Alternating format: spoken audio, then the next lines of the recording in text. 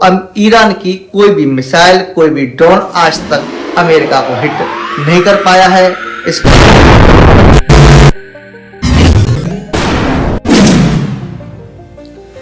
Hello hi everyone, my self Ravindra Singh, मिट्टी की खुशबू with Ravindra Singh.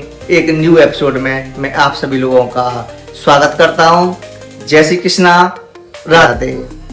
आज बात करेंगे हम अमेरिका, इजराइल और ईरान के युद्ध को लेकर। जैसे कि आप सभी को पता है कि समथिंग 38 दिन तक यह युद्ध पूर्ण रूप से चलता रहा और उसके बाद 15 दिन का सीज फायर हुआ, जो कि पिछले बुधवार को 15 दिन की अवधि समाप्त हो चुकी है। इस युद्ध में कौन किस पर भारी पड़ा, किसका कितना नुकसान हुआ, इस विवरण पर हम चर्चा करेंगे और इस प्रकरण में आगे क्या हो सकता है, इस प्रकरण में आगे क्या संभावना है, इस सब चीजों पर भी हम प्रकाश डालने की कोशिश करेंगे और आसान भाषा में हम लोग समझेंगे।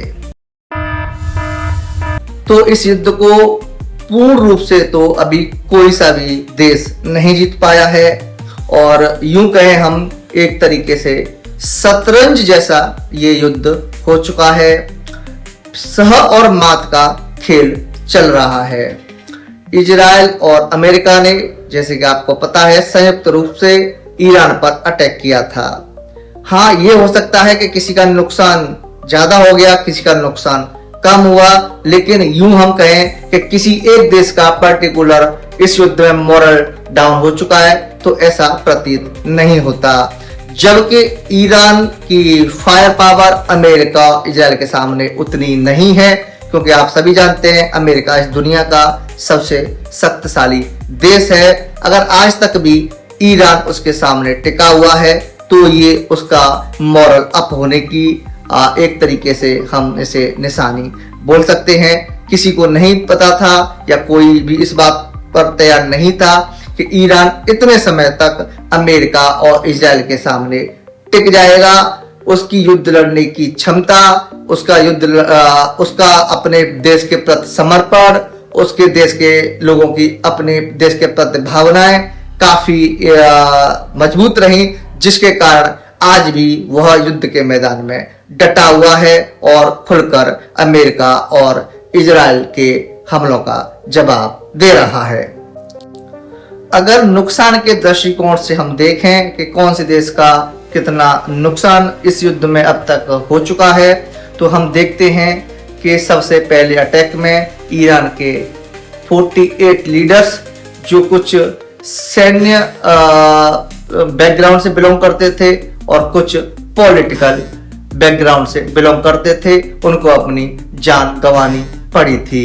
उसके बाद दोनों तरफ से भारी गोलाबारी हुई, दोनों तरफ से ड्रोन्स और मिसाइलों का यूज किया गया और जितना कमजोर अमेरिका ने ईरान को समझा था, उतना कमजोर ईरान नहीं निकला।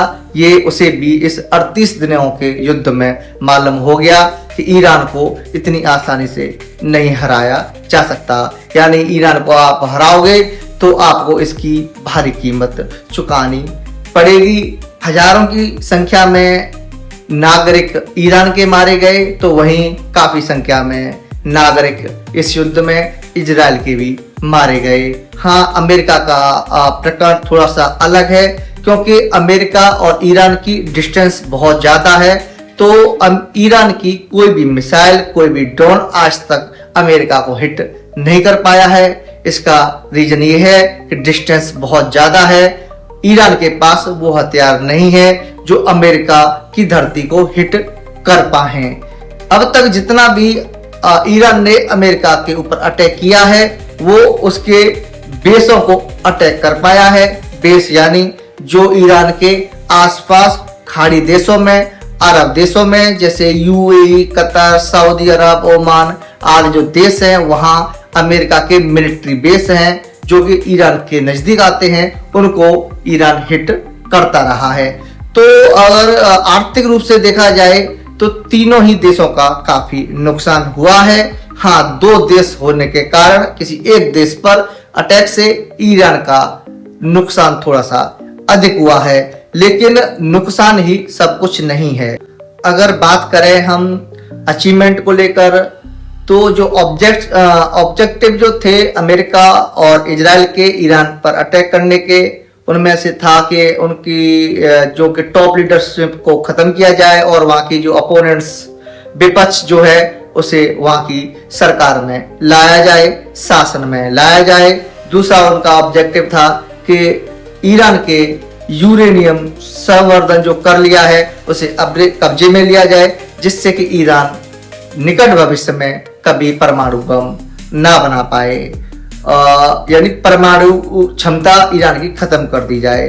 तो हम अगर इस पर प्रकाश डालें तो हमें मालूम होता है कि चलो टॉप लीडरशिप तो ईरान की उन्होंने खत्म कर दी, लेकिन यूरेनियम को वो अपने कब्जे में नहीं ले पाए और ना ही वहां की सरकार को वो चेंज कर पाए। तो अगर इन दो ऑब्जेक्टिव को देखा जाए तो अभी इसमें इजराइल और अमेरिका कामयाब नहीं हो पाए हैं और यह उसी का इस समय सह और मात का खेल चल रहा है कि इस समय समुद्र में अमेरिका ने पूर्ण रूप से नाकेबंदी कर रखी है ईरान की, क्योंकि ईरान की अर्थव्यवस्था मैक्सिमम तेल के व्यापार पर निर्भर है, जो कि उसका खर्ग द्वीप जो 90% वहाँ उसका व्यापार उसी द्वीप से चलता है। तो उसका अमेरिका ने पूर्ण रूप से नाकेबंदी कर रखी है, जिससे कि उसकी आर्थिक स्थिति कमजोर हो और जब वो बातचीत करने के लिए उसकी मेज पर आए, उसकी टेबल पर आए, तो वो अपने आप को कमजोर महसूस करे और अमेरिका की शर्तों को मानने के लिए वो मजबूर हो जाए। तो इस तरीके का अमेरिका अभी भी प्रेशर बनाए हुए है। सीज फायर तो है, लेकिन ये सीज फायर बातचीत के बाद हमेशा के लिए सीज फायर हो जाएगा, या फिर ये सीज फायर कुछ समय बाद अगर अमेरिका अपने हिसाब से इन चीजों को नहीं कर पाया तो हो सकता है दोबारा भी ये युद्ध चालू हो जाए।